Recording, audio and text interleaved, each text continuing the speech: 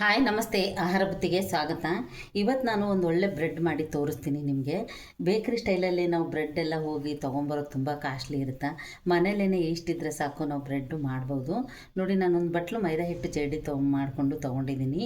1.5 ಸ್ಪೂನಷ್ಟು ನಾನು East powder ತೊಗೊಂಡಿದ್ದೀನಿ. 1.5 ಸ್ಪೂನಷ್ಟು ನಾನು ಸಕ್ಕರೆ ತೊಗೊಂಡಿದ್ದೀನಿ. ಇದು ಹೇಗೆ ಕಲಸಿಡೋದಂತ ನೋಡ್ಕೊಂಬರೋಣ ಬನ್ನಿ.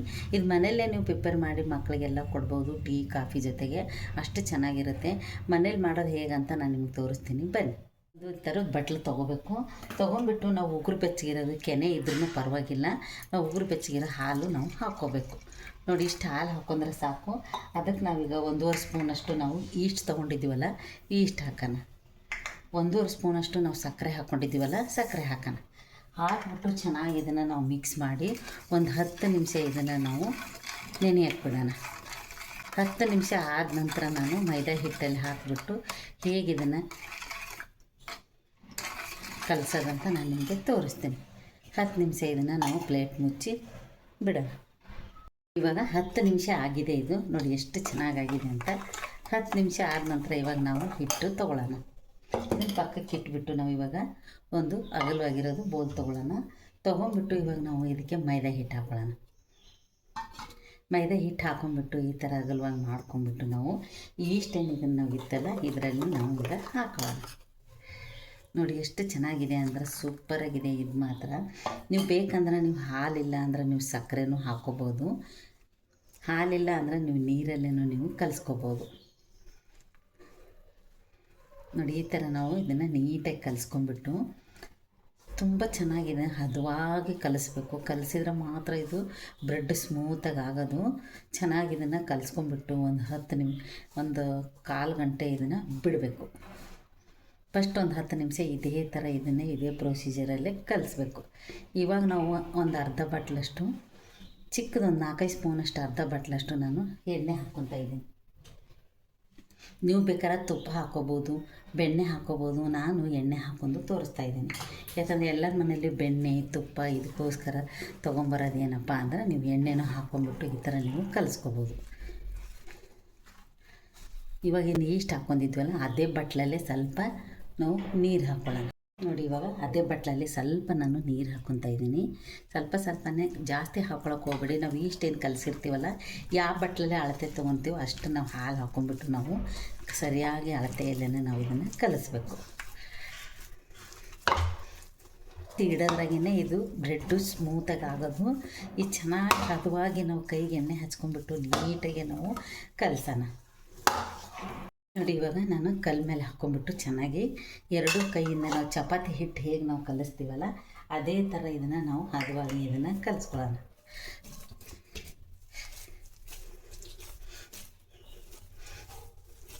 ತುಂಬ ಚೆನ್ನಾಗಿದೆ. ನಾವು ಒಂದು 1/4 ಗಂಟೆ ಇದನ್ನು ಒಂದು 15ರಿಂದ 20 ನಿಮಿಷ ಇದೇ ಥರ ನಾವು ಕಲಿಸ್ಬಿಟ್ಟು ಇಟ್ಟರೆ ಮಾತ್ರ ಬ್ರೆಡ್ಡು ಸ್ಮೂತಾಗಿ ತುಂಬ ಚೆನ್ನಾಗಾಗುತ್ತೆ. ಸುಮ್ಮನೆ ನೀವು ಕಲಿಸ್ಬಿಟ್ಟು ಇಟ್ಟರೆ ಇದು ಚೆನ್ನಾಗೇ ಆಗಲ್ಲ. ಈ ಥರ ನಾವು ಹದವಾಗಿ ಇದನ್ನು ಕಲಿಸ್ಬೇಕು. ನೋಡಿ, ಆವಾಗಲೇ ನಾವು ಕೈಗಿದು ಅಂಟ್ಕೊತಿತ್ತು, ಇವಾಗ ಒಂಚೂರು ಅಂಟ್ಕೋತಾ ಇಲ್ಲ. ಅಷ್ಟು ಚೆನ್ನಾಗಾಗಿದೆ ಇದು. ಬ್ರೆಡ್ ಮಾಡೋಕ್ಕಂತ ತುಂಬ ಚೆನ್ನಾಗಿದು. ಹಿಟ್ಟು ನಾದ್ಕೋಬೇಕು. ತುಂಬ ಒಂದು 10ರಿಂದ 20 ನಿಮಿಷ ಆದರೂ ಈ ಥರ ನಾವು ಮಾಡ್ಕೋಬೇಕು. ಇವಾಗ ಒಂದು ಬೌಲ್ ತೊಗೊಂಡ್ಬಿಟ್ಟು ನಾವು ಅದರಾಗೆ ಇಡೋಣ. ನೋಡಿ, ಇವಾಗ ನಾವು ಆವಾಗಲೇ ಹಿಟ್ಟು ಕಲಿಸಿದ್ದೀವಲ್ಲ ಅದೇ ಬೌಲಲ್ಲೇ ನಾನು ಸ್ವಲ್ಪ ಇದಕ್ಕೆ ಎಣ್ಣೆ ಹಚ್ಕೊತಾ ಇದ್ದೀನಿ. ಹಚ್ಕೊಂಡ್ಬಿಟ್ಟು ನಾನು ಒಂಥರ ಮಾಡಿಬಿಟ್ಟು ನಾವು ರೌಂಡ್ ಶೇಪಲ್ಲಿ ಇಡೋಣ.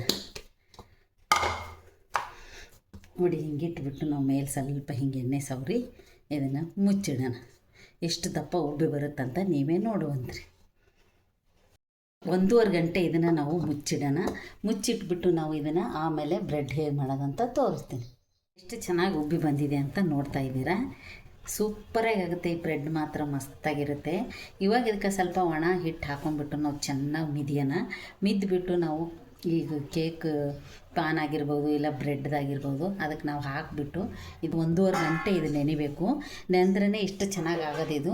ಇವಾಗ ನೋಡಿ, ಸ್ವಲ್ಪ ಒಣ ಹಿಟ್ಟು ಹಾಕ್ಬಿಟ್ಟು ನಾನು ಮಿದಿತೀನಿ. ನೋಡಿ, ಇವಾಗ ಸ್ವಲ್ಪ ಹಿಂಗೆ ಕೈಗೆ ಒಣ ಹಿಟ್ಟು ಹಚ್ಕೊಂಡ್ಬಿಟ್ಟು ನಾವು ಇದನ್ನು ಚೆನ್ನಾಗಿ ಹಿಂಗೆ ಬಬ್ಬಲ್ಸ್ ಹೋಗ್ಸೋಣ. ನೋಡಿ ಎಷ್ಟು ಚೆನ್ನಾಗಾಗಿದೆ ಅಂತ. ನೀವೇ ನೋಡ್ತಾ ಇದ್ದೀರಾ ಸೂಪರಾಗಿದೆ. ಈ ಬ್ರೆಡ್ ಮಾತ್ರ ಎಷ್ಟು ಚೆನ್ನಾಗಾಗುತ್ತೆ ಅಂದ್ರೆ ಸ್ಮೂತಾಗಿ ಅಷ್ಟು ಚೆನ್ನಾಗಿರುತ್ತೆ. ಇವಾಗ ಇದನ್ನು ನಾನು ಕಲ್ಲ ಮೇಲೆ ಹಾಕಿ ಚೆನ್ನಾಗಿ ಕಲಸೋಕ್ಕೆ ಮುಂಚೆ ಅಲ್ಲೊಂದು 10 ನಿಮಿಷ ನಾನು ಬಾಣಲಿ ಕಾಯ್ಸೋಕೆ ಇಟ್ಕೊಳ್ಳೋಣ. ಇವಾಗ ಇದನ್ನು ನೀಟಾಗಿ ನಾನು ಇದನ್ನು ಇನ್ನೊಂದು 2 ನಿಮಿಷ ಮಿದಿತೀನಿ. ನೋಡಿ ಹೀಗೆ ಇದಾದ ನಂತರನೂ ಸ್ವಲ್ಪ ಹೀಗೆ ನಾವು ಮಿದ್ಕೊಂಬಿಟ್ಟು ನಾವು ಇದನ್ನು ಚೆನ್ನಾಗಿ ಮತ್ತೆ 1 ನಿಮಿಷ ನಾವು ಇದು ತೊಗೋಬೇಕು. ಬ್ರೆಡ್ ಮೋಲ್ಡು ತೊಗೊಂಬಿಟ್ಟು ಅದರಲ್ಲಿ ಹಾಕಿ ಒಂದು 2 ನಿಮಿಷ ಬಿಟ್ಟು ನಾವು ಅದರಲ್ಲೇ ಇಡೋಣ. ನೋಡಿ ಇವಾಗ ಈ ಥರದೊಂದು ನಾನು ಕೇಕ್ ಮೋಲ್ಡ್ ಇರೋಕ್ಕೆ ನಾನು ಇದರಲ್ಲೇ ಬ್ರೆಡ್ ಮಾಡ್ಕೊತಾ ಇದ್ದೀನಿ. ನೀವು ಬ್ರೆಡ್ ಮೋಲ್ಡು ಇರುತ್ತೆ ಅದರಲ್ಲೇ ನೀವು ಮಾಡ್ಕೋಬೋದು. ಹೀಗೆ ನಾವು ಫುಲ್ ಇದಕ್ಕೆ ಎಣ್ಣೆ ಸವರೆನ ಸ್ವಲ್ಪ ಸವರ್ಬಿಟ್ಟು ನಾವು ಇದಕ್ಕೆ ಅದನ್ನು ನೀಟಾಗಿ ಮಾಡಿ ಇದ್ರಾಗ ಹಾಕಿ ಒಂದು 5 ನಿಮಿಷ ಬಿಟ್ಟು ನಾವು ಆಮೇಲೆ ಬಿಸಿಗಿಟ್ಟರೆ ಸಾಕು, ಸೂಪರಾಗಿರೋ ಬ್ರೆಡ್ ರೆಡಿ ಆಗುತ್ತೆ. ಇವಾಗ ಇದನ್ನು ಪಕ್ಕಕ್ಕೆ ಇಟ್ಬಿಟ್ಟು ನಾನು ಹಿಟ್ಟು ರೆಡಿ ಮಾಡ್ಕೊತೀನಿ.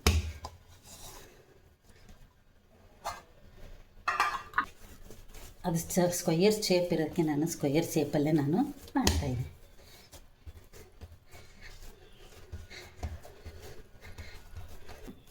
ತುಂಬ ಚೆನ್ನಾಗಿ ಬರುತ್ತೆ ಬ್ರೆಡ್ ಮಾತ್ರ ಸೂಪರಾಗಿರುತ್ತೆ. ಇದು ಕೇಕ್ ಮೋಲ್ಡ್ ಇರೋದಕ್ಕೆ ನಾನು ಆ ಮೋಲ್ಡ್ಗೆ ನಾನು ಇದನ್ನು ಹಾಕ್ತಾಯಿದ್ದೀನಿ. ಹಾಕಿಬಿಟ್ಟು ಇವಾಗ ಇದು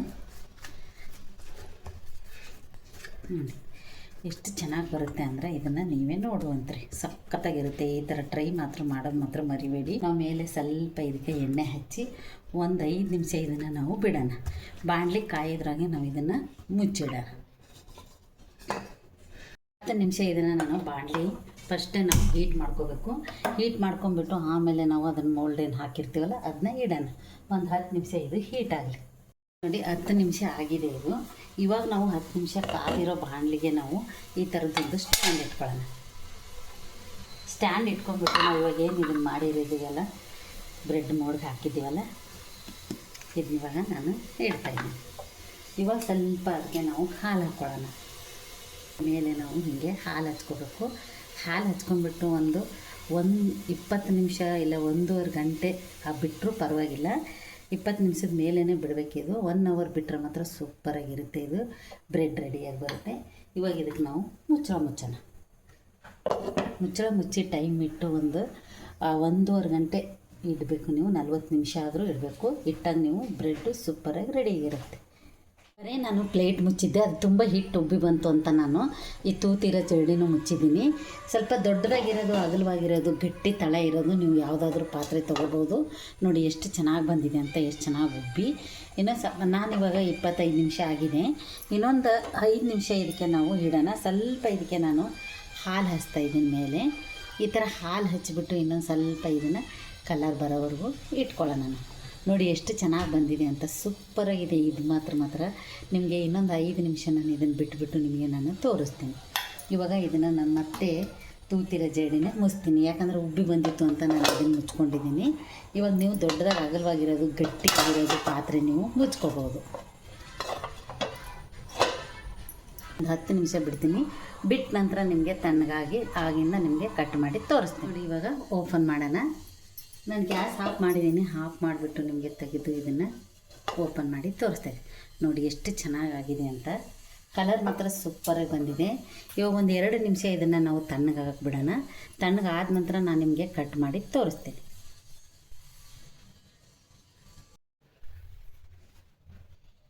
ನೋಡಿ ಇವಾಗ ತಣ್ಣಗಾಗಿದೆ. ಇವಾಗ ನಾನು ಇದನ್ನು ದಬ್ಬಕ್ಕೆ ನಿಮಗೆ ತೋರಿಸ್ತೀನಿ. ನೋಡಿ ಎಷ್ಟು ಚೆನ್ನಾಗಾಗಿದೆ ಅಂತ ನೀವೇ ನೋಡ್ಬೋದು. ಸೂಪರಾಗಿದೆ. ಬ್ರೆಡ್ ಮಾತ್ರ ಸಖತ್ತಾಗಿದೆ. ನೀವು ಬ್ರೆಡ್ ಮೋಡಿದ್ರೆ ನೀವು ಉದ್ದಕ್ಕೆ ಹಾಕ್ಕೋಬೋದು. ಇವಾಗ ನಾನು ಇದು ಕೇಕ್ ಮೋಡಿತ್ತಂತ ನಾನು ಹಾಕಿದ್ದೀನಿ. ಇದನ್ನೊಂದು ಸ್ವಲ್ಪ ತಣ್ಣಗಾದ ನಂತರ ನಾನು ನಿಮಗೆ ಕಟ್ ಮಾಡಿ ತೋರಿಸ್ತೀನಿ. ಇವಾಗ ನಾನು ಕಟ್ ಮಾಡಿ ತೋರಿಸ್ತೀನಿ. ತುಂಬ ಚೆನ್ನಾಗಿರುತ್ತೆ, ಸ್ಮೂತಾಗಿರುತ್ತೆ. ಇದು ಬೆಣ್ಣೆ ಥರ ಇರುತ್ತೆ, ಅಷ್ಟು ಚೆನ್ನಾಗಿರುತ್ತೆ. ನೀವು ಅಂಗಡಿಗೆ ಹೋಗಿ ತರೋ ಬದಲು ನೀವು ಮನೇಲಿ ಈ ಥರ ಮಕ್ಕಳಿಗೆ ಮಾಡಿಕೊಟ್ರೆ ಮಾತ್ರ ಸಖತ್ತಾಗಿರುತ್ತೆ. ನೋಡಿ ಯಾವ ಥರ ಇದೆ ಅಂತ ನಿಮಗೆ ಗೊತ್ತಾಗುತ್ತೆ. ಎಷ್ಟು ಚೆನ್ನಾಗಿದೆ ಅಂತ ನೋಡಿ. ಬ್ರೆಡ್ ಮಾತ್ರ ಸೂಪರಾಗಿದೆ. ರೆಡಿಯಾಗಿದೆ. ಎಷ್ಟು ಚೆನ್ನಾಗಿದೆ ಅಂತ ನಿಮಗೆ ಗೊತ್ತಾಗುತ್ತೆ. ತುಂಬ ಚೆನ್ನಾಗಿರುತ್ತೆ ಈ ಬ್ರೆಡ್ ಮಾತ್ರ.